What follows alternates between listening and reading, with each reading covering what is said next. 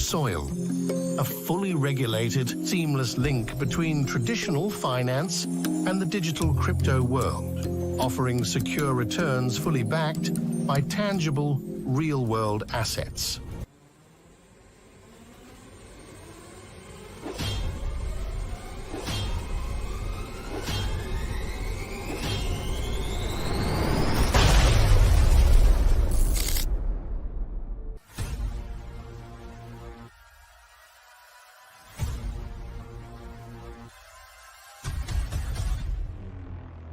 From meme to utility, Floki has it all.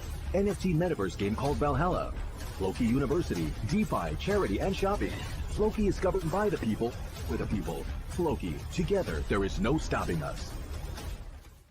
The Credify testnet is live, so head on over to demo.credify.finance to see how you can effortlessly experiment with autonomous earning, NFT corporate bonds, Credi and X-Credi utilities, and Module X.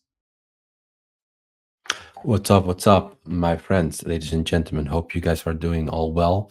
The market is doing well, especially Ethereum and a lot of altcoins. Bitcoin is doing well. Hope this is doing a lot of positivity for your portfolio and for your P&L. I would love to keep this session rather short, so I'm gonna do a quick microphone check. Check. Guys, can you hear me? I recently adjusted my microphone settings, so if you want, let me know quickly if this audio quality is good enough for you.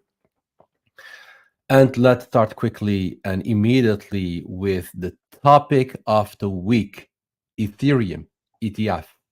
I had my own thesis, and I was honestly very, but really very surprised to see all the positive tweets coming in regarding the Ethereum ETF.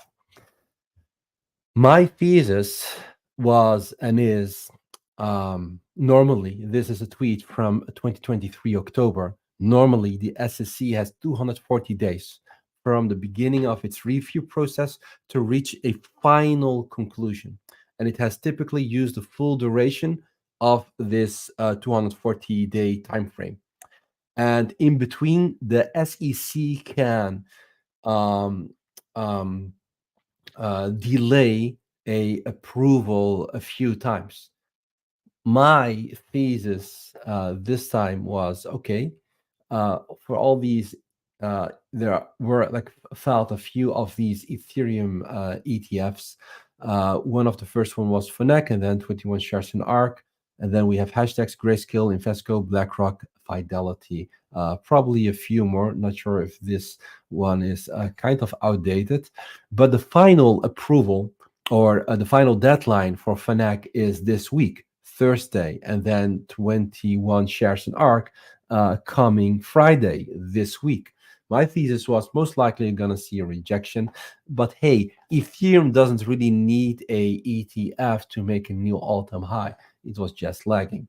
So what learned us the lesson I learned from yesterday is the ETF wasn't priced in, because what was priced in was a likely rejection from the SEC. But now the tables have turned. I was surprised. A lot of people were surprised. I'm not sure if even Vitalik was surprised, to be honest. So there are a lot of positive news messages. This one is from Reuters, or Reuters, however you want to pronounce it. And I want to read a few lines before we're going to dive into the charts, because the reason why we are tuning in this live stream is to check out the charts and to see what's next, or what could be the next move for Ethereum and a lot of altcoins and Bitcoin. Honestly, I'm really optimistic, and I will tell you in a few minutes why.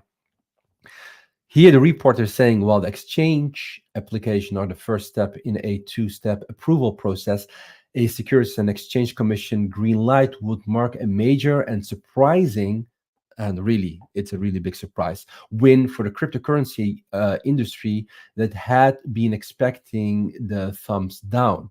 As we all know, SEC has rejected the Bitcoin spot Ethereum for many, many decades, until Grayscale,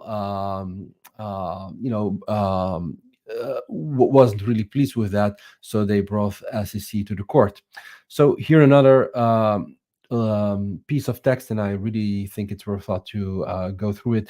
The SEC, which is led by the crypto skeptic Gary Gensler, and the funny thing is of Gary, even though he's really anti-crypto, he has actually, under his leadership, he has approved the Bitcoin ETFs, probably also the Ethereum ETFs. Although we see a lot of positivity, it's still not approved yet.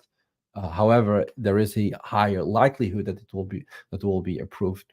But he will, in a few later, when he get resigned, or he is going to stop being the head of SEC, I believe in the future, in 4 or 5, maybe 6 or 10 years from now, he will be remembered as the person that approved the ETFs, although he is really anti-crypto. The irony, very funny. Rejected Bitcoin's ETFs for more than a decade over market manipulations, worries, but was forced to prove them after Grayscale Investments won a court challenge last year. Those products have attracted buying interest from a wide array of hedge funds, wealth advisors, and retail investors. Within the first week, 2 of the new Bitcoin funds had attracted more than 1 billion in assets. It's by far one of the most successful ETFs ever in the history, period. So this is actually a really good thing, the Bitcoin, the Ethereum ETF. I was showing this chart for quite long time on Discord. I was very vocal about it. My thesis was the chart looks really ugly because it's not rocket science. This is a clear downtrend. However, I mentioned it a few times. What we were observing here was actually a triple bullish divergence. I was keeping track of this divergence already in January. My thesis was most likely Ethereum wants to catch up with Bitcoin. This was a pretty significant pump of 70%. It was like even bigger than this one. However, the week is still not closed yet, so we could see a bigger pump taking out this pump here from the 8th of January. And then we saw a second bullish divergence, a double positive bullish divergence. Still, it wasn't enough to bring Ethereum on pace with Bitcoin. And suddenly we saw a triple bullish divergence, and a triple bullish divergence that actually comes from an oversold area is actually pretty rare on a weekly chart. So this gave me the confidence that we might see a reversal, or the likelihood, the chances of seeing a reversal is pretty significant. And on top of that, you can apply other indicators like the stock RSI, also from an oversold area. It's also a bullish divergence. It crossed bullish here. It crossed bullish here. We're gonna cross the 50 level on the weekly. This is actually really good for Ethereum. So most likely, I myself are gonna rotate from Bitcoin, not all of it, into Ethereum, as I believe Ethereum has a lot of catch up to do with with Bitcoin. So my thesis also with Bitcoin, and I think this is also very worthwhile to highlight the full picture. Every time when we had an halving, and I'm going to disregard a little bit the first halving, although very important event, but the market environment was very different. Even during the second halving period, the market environment, the marketplace, very different from the third. The third also very different from the fourth. But nonetheless, what we see here after each halving, nothing happens actually, because the halving isn't a binary event. It's not an event that's only valid on one day. It's actually a non-binary event. It's actually the event for the next 210,000 blocks. It's actually an event for the next 4 years. So what we observed here during the second halving ever in Bitcoin's history is actually a consolidation period of 105 days. Here, the most, or not the recent halving, but the third halving, and which happened in May 2020, we saw halving. It pumped a little bit here, but essentially, eventually, what it actually is telling me is it took actually a consolidation of 161 days before it made a move to the upside. So there was actually quite long consolidation here. As of now, Bitcoin has been in this range. Let me count this one as well, for 91 days. So it's about to make a serious move. And again, it takes a lot of time to really feel the shift in supply demand mechanism. It doesn't happen overnight. It doesn't happen in one day. It requires a lot of days.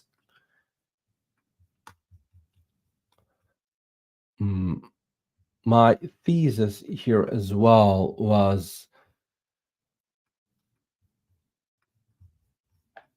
I called Bitcoin here. I scaled out, or I could actually close my trading position here. This was, in hindsight, a brilliant entry. I was on vacation. I promised myself no positions. Maybe I regret a little bit, but everything has a cost, even going on vacation when it comes to crypto. My thesis was always this.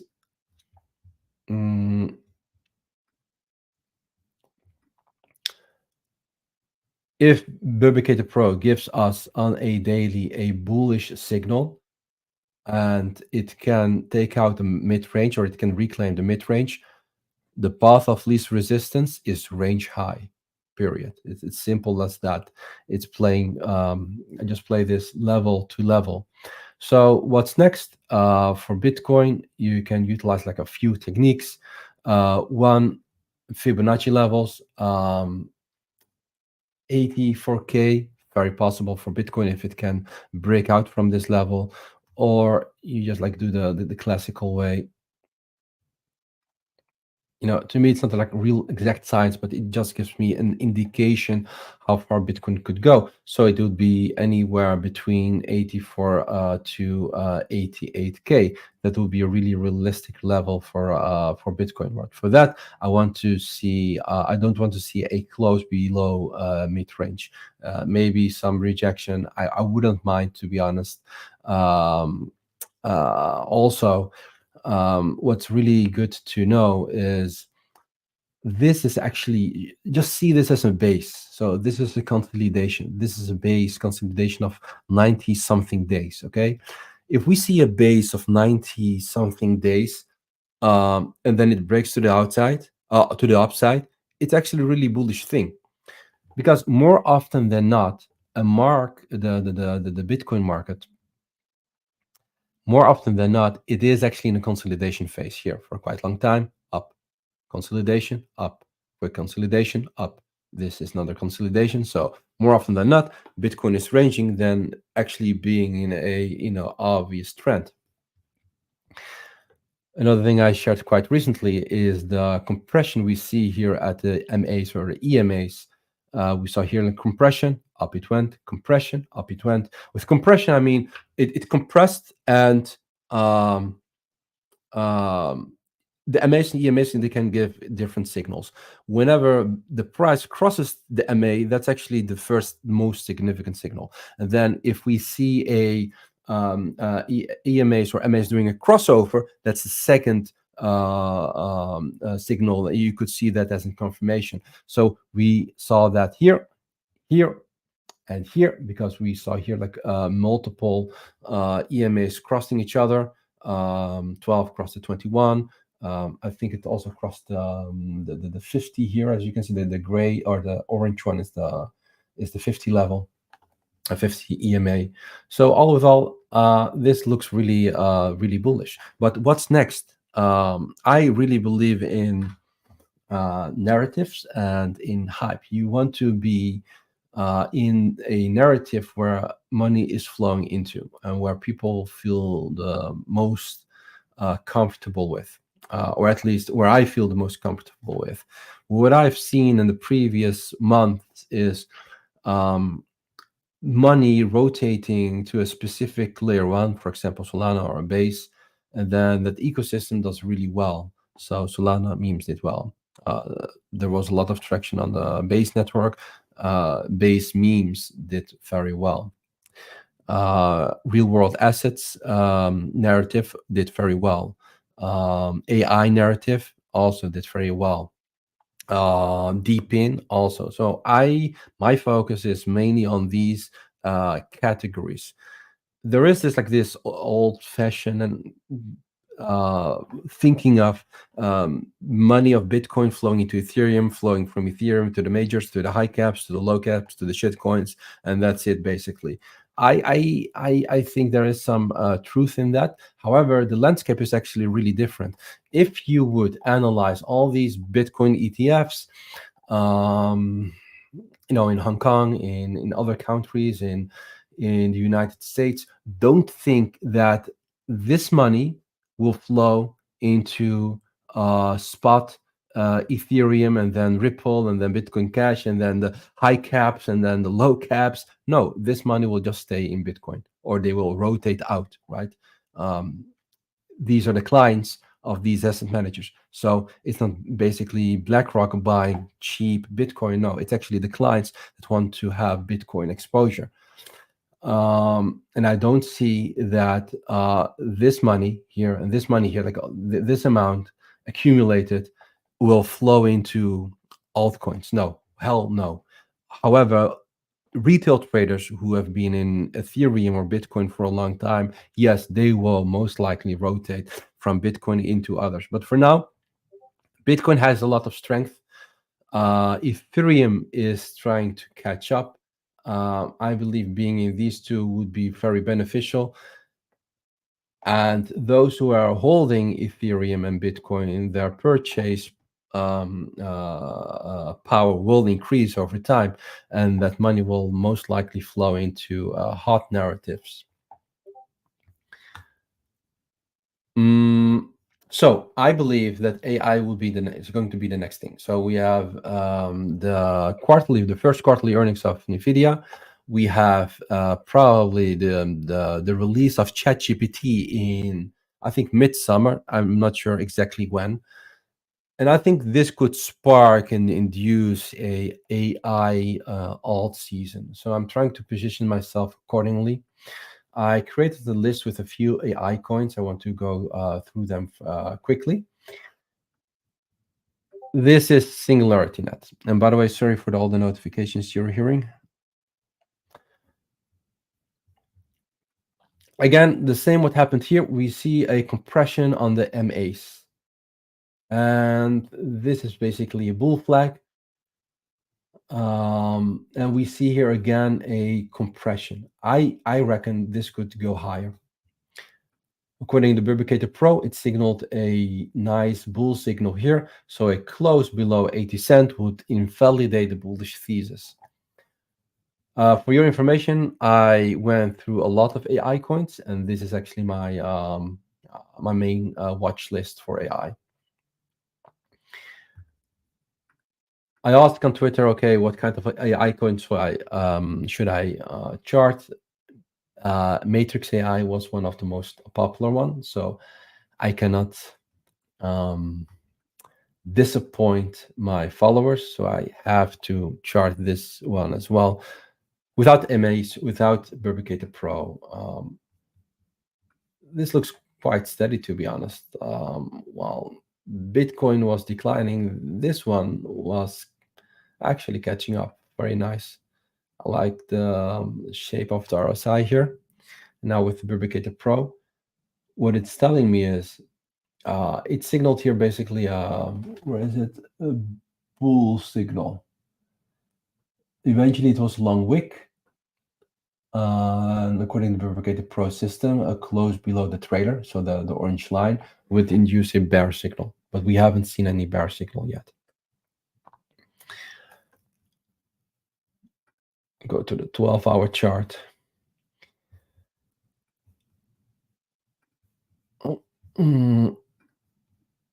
So what I'm seeing here, and it's not textbook perfect. but consider it an ascending triangle. A reclaim of this gray box most likely will induce higher targets toward 55 cents, 70 cents. I reckon that would be very feasible for Matrix. And then we have Paul AI. Paul AI doesn't look bad at all. It crossed here the trend line, and the Publicator Pro signaled a bull signal here. So this is actually choppy environment. So it goes from bull to bear to bull, but since it crossed this trend line, it gets the benefit of the doubt. So I reckon we might see continuation, maybe a retest a little bit lower to 42 cents. It could be easily. However, I don't want to fade Paul AI here. I'm not in a position, by the way, but if I would be in a position, I see a high, low, higher low, higher low, high. It's kind of slow, but that's actually the kind of price action I like, slow and steady. What else? We have here Rose. Honestly, I'm not that too familiar with Rose. What I'm seeing here on the daily is a quite strong bullish divergence. While the price here, the low really tapped into the range here, as you can see. And then we had like the bullish divergence, 1 + 1 is 2. It gives me a little bit more confidence. However, we still see here like a high, a lower high, a lower high. Eventually, we need to take out this high here. On the 12-hour chart, which is, in my opinion, a little bit cleaner. Again, this is the double bullish divergence. You see that it connects the wicks, but it's just for visual display. The Publicator Pro divergence is based on the candle closes. So this one is very clean, because a close below this gray box would probably most likely induce a bear signal. So the point of invalidation is quite clear. So if it could go to 88 cents, maybe even tapping a little bit into the gray box, I would consider this as a interesting buy opportunity for myself. So I'm gonna add here an alert, and add here an alert. Quickly, every time this one. And then we have Singularity Dow.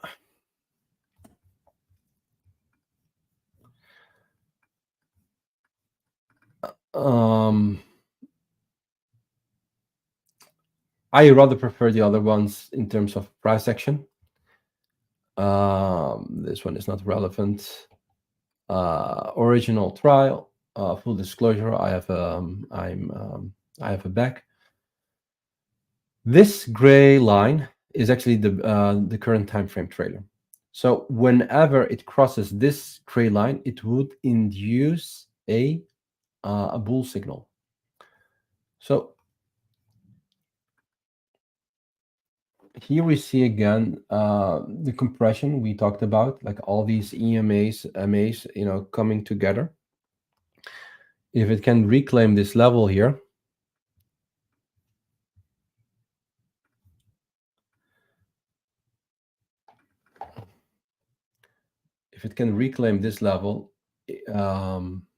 I would love to increase my position. It's on a daily. I do see a little bit of strength coming in. The RSI crossed the 50 level, and I want to see continuation of here in the RSI reclaim of this gray box.